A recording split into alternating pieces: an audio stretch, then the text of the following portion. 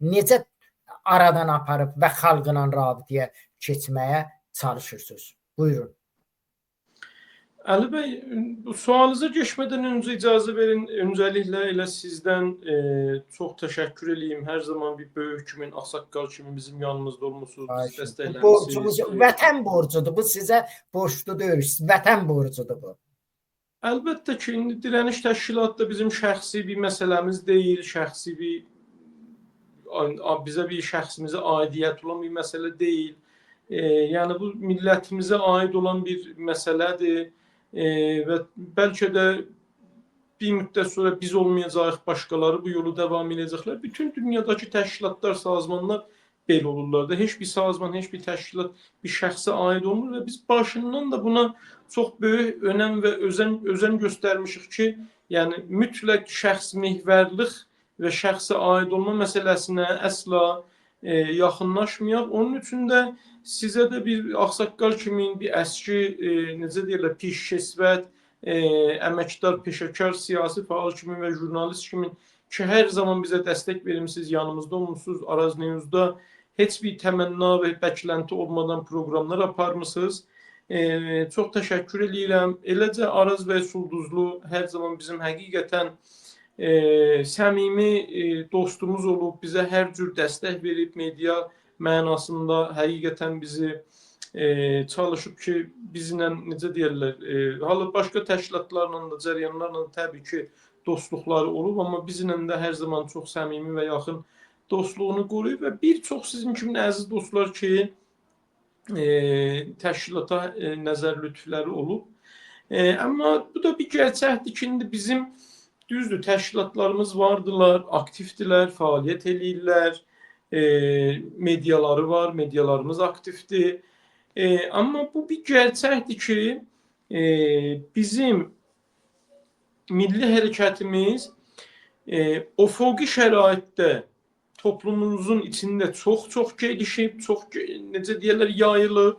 Yəni toplumun içində inanılmaz dərəcədə demək olar ki, bizim söyləmimiz, qoftmanımız, Azərbaycan milli hərəkətinin qoftmanı yayılıb. O qədər ki, məsələ bugün biz Pezeşkiyanın ağzından belə milli hərəkətə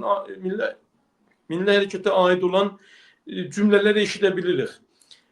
Şərqi Azərbaycanın ustanlarının ağzından bu qoftmana demirəm bizim sözümüzü deyirlər, bizim dirəniş təşkilatının və ya siyasi təşkilatlarımızın sözünü deyirlər. Yox. Azərbaycan milli hərəkətinin söyləminə, qoftmanına aid olan cümlələr məsələ ağızlarından eşidirik və ya millət vəkillərinin və ya şura şəhər üzvlərinin bu göstərir ki, bizim və bunu sadəcə bugün Təbrizdə, Urmiyədə, Ərdəbildə yox, Zəncanda, Həmədanda, Tehranda biz bunu eşidirik. Şirazda biz bunu eşidirik. Məşəddə, Xorasanda bunu eşidirik. Bu göstərir ki, bizim hərəkətimiz qoftmani olaraq, söyləmsel olaraq nə qədər geniş səviyyədə yayılır. Üzr istəyirəm, sözünüzü kəsirəm. Dövlətin bəyaniyyəsində o ana dili xüsusunda dövlət bəyaniyyə vermişdi. Orada söylənir bizim hindi qoftmanımız. Yəni bizim qoftmanımız demək olar ki, İranın ən üst səviyyəsində siyasi ədəbiyyatına daxil olmuş bir qoftmandır artıq. Pezeşkiyanla və elə bu bəhs-i zəbanı maddə. Bu bir dənə vaqiyyətdir ki, nə kürdlər, nə ərəblər, nə bəluçlar 15-ci maddə və bəhs-i zəbanı maddələrini İranda bu səviyyəyə çıxartma zərfiyyətləri olmuyor peş zaman. Olsaydı indi kimi çıxardardılar. Bunun əsasında Türk unsuru və Türk milləti və Türk məsələsidir ki, təbii ki, onların da enerjilərini yanına alaraq bu məsələni bu səviyyəyə çıxardıb və İranın, indi mən baxıram, İranın ən böyük məsələn medialarında, elə daxildə və xaricdə dil məsələsi və etnik məsələsi çox ciddi şəkildə danışılır. Yaxşı. Keçən bir dənə proqram baxırdım, o Davudu Dəştibani ilə bir dənə Ay Miri var. Onlar məsələn münazirə eləyirlər. Təbii ki, orada bizim bəyəndiyimiz və bəyənmədiyimiz çox söhbətlər ola bilər. Amma bu məsələnin bu səviyyəyə gəlməsində və Tehranın medialarında münazirə necə deyirlər, mövzusu olması bizim hərəkətimizin söyləmsel olaraq nə qədər geniş yayıldığının və artıq İranın siyasətinə öz möhrünü damgasına vurduğunun açıq isbatıdır. Amma bununla bərabər maalesef biz təşkilati mənada o qədər ki gərək gəlişə bilməmişik. Və bu sadəcə siyasi təşkilatçılıq deyil. Biz təşkilat deyəndə genəldə insanların zehninə siyasi təşkilatlar gəlir. Bəli, siyasi təşkilatda təşkilatlanmanın bir növüdür. Amma ictimai təşkilat var, media təşkilatlanması təşkilatları var, media quruluşları var, insan haqları quruluşları var, çevrə quruluşları var, ictimai quruluşlar var. Bunlar hamısı quruluş, yəni təşkilatlanmalıdırlar, quruluşdular bunlar. Yəni insan haqları, çevrə, media, ictimai, biz maalesef bu məsələlərdə də baxırıq, görürük ki, İranda Güney Azərbaycan və Türk milləti İranın genəlində istənilən səviyyədə deyil. Buna bir çox amil saymaq olar. Elə onun içində də və başında da siyasi təşkilatlanma deyək. Elə siyasi təşkilatlanmada elə onların ən önəmlilərindən biridir ki, niyə istənilən səviyyədə deyil? Buna həqiqətən bir çox amil saymaq olar. Birincisi budur ki, birincisi deməyim, onlardan biri rejimin həqiqətən diktator olmağı və o diktatorun qabağında hər nəyi əzib keçməyi. Yəni təşkilatlanmaya və mütəşəkkil fəaliyyətə o qədər ağır həzinə təhmil edir ki, düşünün ki, bizim nə qədər insanlarımız indi zindanda həbs alıblar, 5 il, 10 il, 15 il həbs çəkən insanlarımız var. Cürmlərinə baxırsan, heç zət. Ya türkü kitab dağıdıb, ya Qarabağla ilgili bir məclisdə oturub fatə verib, ya türkü şeiri oxuyub, ya deyib, mən istəyirəm ölkənin daxilində qanuni hizb quram. Sənə 10 il zindan. Yəni, rejim o qədər qəddarcasına bu təşəkküllənməni özəlliklə Azərbaycanla və Türk millətin arasında, çünki bunlar qəşəng bilirlər ki, İranda türk məsələsi nə Kürdə bənzər, nə Ərəbə bənzər, nə Bəluça bənzər, nə hətta Şahçıya bənzər, nə hətta Mücahidə bənzər, nə hətta İslah Tələb Usulgərəyə bənzər. Türk məsələsi mavərayı bunların hamısıdır. Yəni bir kərə bu məsələ bunların kontrolundan çıxdığı anda İran mütəhəvvir olacaq. Bambaşqa bir İran çıxacaq bizim qarşımıza. Zehni anlamda biz gedəcəyik Nadir Şahın zamanına, Şah İsmailin zamanına və yaxud məsələ deyək Ağa Məhəmməd xanın zamanına və bu da bu Tacik, Fars, Paniranis, İran şəhəri adına nə deyirsən de bunların kabusudur. Biri İranın ekonomik vəziyyətidir ki, həqiqətən bizim insanlarımız gün çörəyinə möhtaçdılar. Bir çox hamısını deməyim. Rejim bizim millətimizi mütəşəkkil fəaliyyətdən uzaqlaşdırmaq üçün çox ciddi yatırımlar eləyir. Yəni, məsələ, düşünün ki, uzun müddət bizim toplumda belə bir təbliğat gedirdi ki, təşkilatlanmaq bizim hərəkətimizə zərərlidir, zəhərdir. Biz görə təşkilatlanmayaq. Bu elə buna bənzəyir ki, sən deyirsən ki, bu uşağa görə süt verməyəsən, süt uşağa zərərlidir. Yəni, eynən belə bir şeyə bənzəyirdi və həqiqətən bunun üzərində böyük bir yatırım edirdilər və bunu yayırdılar. Xarici biləxərə səbəbləri var. Dünyada bizim biləxərə, mən hal istəmirəm çox cüziyyata girəm, amma Azərbaycan milli hərəkətin mahiyyəti itibarilə, jeopolitik mövqiyyəti itibarilə, coğrafiyası itibarilə, yəni atıram bir Kürdlər qədər dünyadan dəstək görə bilmir. Bu bir dənə vaqiyyətdir, bir dənə gerçəkdir. Hətta İranın ərəbləri qədər və bəluçları qədər də dəstək görə bilmir. Hala bunun cüziyyatı var, mən istəmirəm o məsələyə girəm. Yəni bizim belə baxanda gerçəkdən də təşkilatlarımız öz gücləri ilə ayaqda durublar. Amma aya məsələn Sazmanı Mücahidin Xalq və ya şahçılar və ya necə deyirlər, Kürd təşkilatları iddia eləyə bilərlər ki, öz gücləri ilə ayaqda durublar, sırf öz imkanları ilə ayaqda durublar. Əsla bu iddianı eləyə bilməzlər. Əsla və əsla. Amma həqiqət budur ki, bizim Azərbaycanın təşkilatları, Güney Azərbaycanın təşkilatları çox böyük oranda öz ayaqlarının üstündə durublar bu günə qədər. Bu da bir gerçəkdir. Bu da bir məsələdir. Yəni atıram bir İran International və bir Menoto, bir BBC, bir filan kimsə gətirib Azərbaycan Milli Hərəkətinə o mənada sunmayıb. Hala istisnalar xaric şuralara istəmirəm girəm. Ümumiyyətdən danışıram. Bu da bir səbəbdir. Çox səbəb saymaq olur. Çox səbəb saymaq olur. Hərəkətimizin gəncliyi və təcrübəsizliyi və bu təcrübəsizliyin ucubatından eləmiş olduğu səhvlər. Bu da bir səbəbdir. Yəni özümüzdən qaynaqlanan bir səbəbdir. Bayaq dedim, bizim hərəkətimiz 90'larda ortaya çıxıb və 2000'lərdən sonra başlayıb siyasi anlamda təşkilatlanmaya. Belə baxanda bizim hərəkətimiz təşkilati mənada zehni, fikri, tarixi geçmiş mənasında olmasa da təşkilati mənada gənc bir hərəkətdir. İran İslam rejimi necə deyirlər?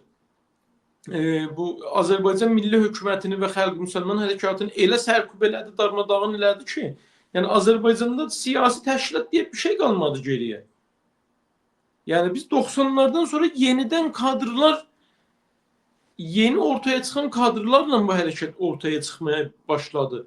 Belə baxanda vaqiyyəti. Bu da bir səbəbdir və o gənc və təcrübəsiz olmamızdan dolayı da vaqiyyət budur ki, çoxlu taktiki və stratejik səhvlər də buraxdıq. Söyləmimiz çox marjinal oldu, çox ifratçı oldu. Bu da bir gerçək. Bunların hamısı səbəbdirlər. Yəni belə yan-yana qoyanda bir sürü səbəb saymaq olur. Amma mən düşünürəm ki, gedərək bizim elə yəni hərəkətimizin ofoqi genişləməsi olduğu kimi əmudi dərinləməsinə, təşkilati dərinliyi də gedərək artır və daha düzgün bir səviyyəyə gəlir. Mən bunu görürəm və hiss edirəm. Çox sağ ol, təşəkkür edirəm. Amma mən biraz gəncdir bizim hərəkət, biraz bundan mən məcburam müxalifət eləyəm bu fikirlə. Bizim hərəkətimiz gənc deyil. Bəlkə biz bir dənə həmişə həm şah zamanı, həm molla zamanı bir dənə pədidə ilə üzbəyüzük. O pədidə budur ki, bunların hər ikisi elə bir Azərbaycan xüsusunda, Azərbaycanın milli hərəkət xüsusunda bir siyasət qabağa aparırlar. Həm şah, həm şeyx. Bu bizə fərq eləmir. Bizim təcrübə təşkilatını həmişə munqəti olubdur.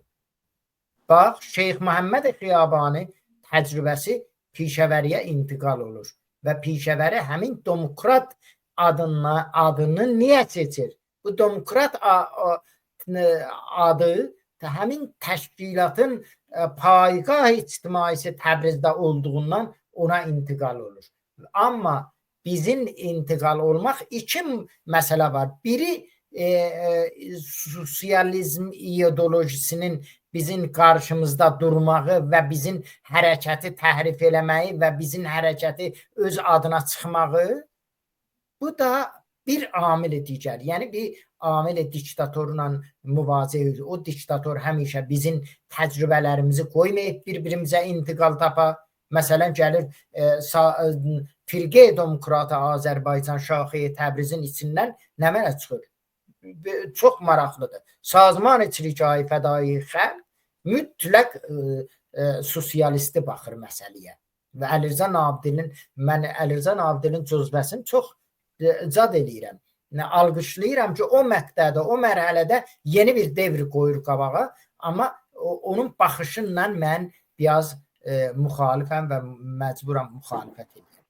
Amma onun o məsələni o zaman o cür tərh eləməyi qabili təqdirdir. Onun üçün mən məsələn Xalq Müsəlman Hərəkatının ən demokratik bir mövzu idi ki, düzdür, şayət o zadı qıssa idi, nə mənə deyil. O baxışlar Azərbaycana çox biraz nə cür deyil, ibtidai bir halda idi ki, biz indi hətta Azərbaycanın özünün milli hərəkətə baxışı çox geniş, vəsi, ondan sonra indi ana dilini rəsmi olmağı indi kütlə istəyir, biz yox. Kütlə indi həqiqətən 194 nəfər universitet müəllimi onu baxmağı çox böyük bir geniş bir mövzudur. Hər halda bunlar bir mövzudur, amma bir dənə qoy gələk müasir. Əgər bu haqda mənim danışdığım Bu haqda haqda bir dənə bir cümlə deyim Əli bəy. Baxın, nəqd elək. Biz istəyirik ki, bir-birimizi nəqd eləyək ki, bu məsələ sağ. İttifaqın nəqd deyil, təyiddə. Mən bayaq da dedim, biz təşkilatı nəzərdən müngəti olmuşuq da. Mən də elə baxın, farsların köklü təşkilatlarına baxanda hamısı məşrutəyə qədər keçmişləri gedir çıxır. Hətta elə bu mallalarınki, yaxçı. Kürdlərinki gedir məsələn Qazi Məhəmmədə falan çıxır. Həmin təşkilat elə qalıb. Hə, Firqi Demokrat Azərbaycan, yəni 21 Azərdə bunlar Mahabatda 4 nəfər və ya 5 nəfər edam oldu və çox ciddi bir qətliam olmadı. Öz mənbələri deyirlər ki, 20 min nəfər Azərbaycanda fədai və firqəçi qətliam oldu və bir şəkildə təbid oldu, zindana düşdü və dağıdıldı. Bunlar firqədən sonra Azərbaycanda elə bir dənə bir roşənfəkr qətliamı yaratdılar ki, həqiqətən bizim əsən orada sünnət-i siyasimiz, təşkilatı mənada iflic oldu. Azərbaycanın belə sınırız nəzəri siyasi, yəni Firqi Demokrat Azərbaycandan sonra farsların siyasi kadrları qaldı, yaşadı və təşkilatlarını davam elədi. Kürdlərinki qaldı, yaşadı, davam elədi. Azərbaycanın belini sındırdılar bunlar və bunu məxsusən elədilər, bilərək elədilər. Sərabda nə qədər adam tirbaran elədilər, Miyanada nə qədər adam tirbaran elədilər, Zəncanda nə qədər adam tirbaran elədilər, Urmiyədə nə qədər adam tirbaran elədilər, Ərdəbildə nə qədər adam tirbaran... Axı, nə olmuşdu? Niyə sən Sərabda, Miyanada, Ərdəbildə, Urmiyədə o qədər adam tirbaran edirsən? Özləri deyirlər 20 min nəfər. Əsən bir dənə millətin aydınını qətlam elədilər bunlar. Yaxçı. Sonra da təzə nirular ortaya çıxdılar. Hamısı gənc, biri getdi, solçulara yapışdı. Nə bilim, nirularımızın çoxunu bunlar cəzbələdilər, apardılar. Əsən firqədən sonra Azərbaycan sanki bir dənə bir zülümata düşdü. Bir dənə bir sukut dönəminə girdi. Ondan sonra yavaş-yavaş və cəlibdir, bunlar o qətlamı ki, Azərbaycanda elədilər, oxumuş roşənfəkirləri qətlam elədilər. Mürtəci niruları qoydular, qaldı. Mallaları, tələbələri, nə bilim, nə mənə mürtəci varsa hamısı təzəşdən gəldilər, Azərbaycana hakim oldular. Yəni, mənim nəzərimə bizim bugünkü təşkilatı zəifimizin kökləri ilə firqədən sonraki qətliama və bizim siyasi sünnətimizin müngəti olmasına əslində gedir, dayanır. Niyə bizim 1379 inqilabında yetərincə kadr siyasimiz, milli kadr siyasimiz yoxdur? Bir sürü Azərbaycandan İslamcı çıxır, bir sürü Azərbaycandan solçu çıxır, amma milli niru çox az çıxır. Mənim nəzərim ilə bunun səbəblərinin biri ilə 21 Azər qətliamı idi ki, Azərbaycana təhmil edildi. Bəli, çox sağ olun, təşəkkür edirəm. Hər halda siz də həmfikir. Ya bu məsələdə həmfikirik, ixtilaf nəzərimiz yoxdur. Dedim şayət nəqdüsüz adı ola o çatda. Amma hər halda bizim bir keçmişdə biz həmişə qətlama məruz qalmışıq. Necə bu günləri biz İranın daxilində bir dənə hegemon bir millətük, yəni hegemon bir gücük, super bir gücük və bu günləri İranın da bizim söyləmlərimiz bütün millətlərin söyləmi kimi mətrəh olur. Yəni çox maraqlıdır bax bu. Yəni ana dili biz deyəndə tək özümüzə demirik. Yəni İranın bütün o nə cür deyim, millətlərinə təsir qoyan bir millət kimi ortaya çıxmışıq. Buna baxmayaraq ki, bizim təşkilatlarımız çox zəif olub. Yenə də deyirəm buna. Bu zəif təşkilat söyləm yaradıbdır bu millətin içində, bu xalqın içində. Bu